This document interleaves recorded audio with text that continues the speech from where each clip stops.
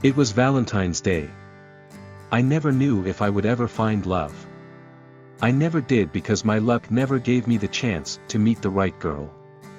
I often stare out of the window looking down at the streets of my town and ask myself, when will the girl of my dreams appear? But it never did because I never had such luck.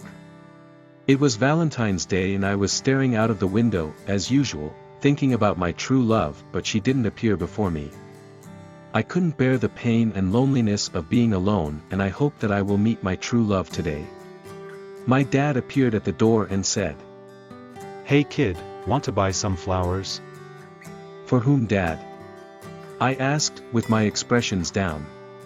He sat next to me, smiling, and looked into my eyes. "Who would that be?" "It's for your mother naturally." He paused. "And when you meet Aki, please help me to wish her a happy Valentine's Day." I grinned. "Yeah, sure." I took the money. Before I went out, I asked him, "Is there true love in this world?"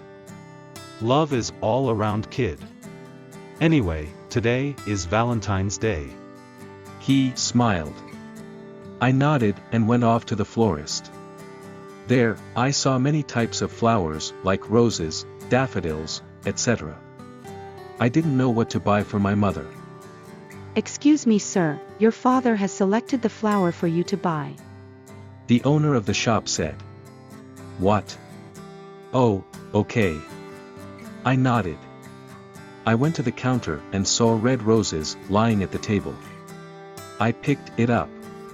She took the money and asked, "For whom are you giving the roses?" "Unfortunately, I don't have anyone whom I can give to. So it's better to give it to my mom." She raised her brows. "Oh really?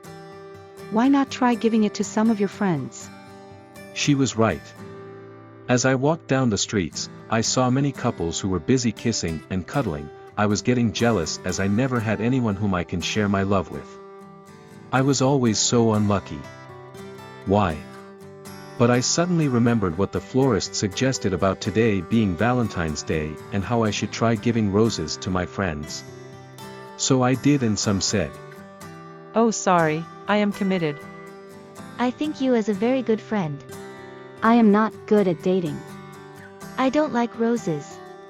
and blah, blah, blah. There were all sorts of excuses. Only one girl remained, and that was my best friend whom I knew since I was very young. She has always been my good friend, and I didn't think that I should give her the rose, and in the process spoil our friendship, as from the last I heard, she has an unknown boyfriend. But still, I went to her house. She was alone at home making cupcakes, and I asked her, "For whom are you making those cupcakes?" "For the one I love, who I live for." She said it with a cute, adorable smile and looked very beautiful. I couldn't bear to give her the roses. "Who have you bought the roses for? Have you found someone?" Not really. I blushed. It's for Mom. "Your mom is out of town for some corporate work. How are you going to give the roses to her?" She said grimly. Wait a second, I forgot she was out of town, but my dad knew it. In spite of that, he sent me to the florist to buy someone roses. He also told me to meet Aki. I couldn't stop smiling. He was a clever person. I spotted Aki's cell phone on the table. I picked it up and went through the inbox. There were no messages in it. Then, I went through the outbox and I saw a message sent by Aki to an unknown number. "Uncle, I have made cupcakes for your son. Can you please tell him to come over here?" I narrowed my eyes. Somehow, I knew the unknown number, but I can't just remember whose it is. I brought up the subject with Aki. "Who's the lucky guy whom you are making cupcakes for?" I asked her, getting desperate. "Sorry, I can't tell." She grinned spontaneously. "Come on, Aki. I was your friend from the day you were born. I always showed my support for you and have never left you. I know everything about you, and you are not telling me the name of the guy who is in your life. I said angrily.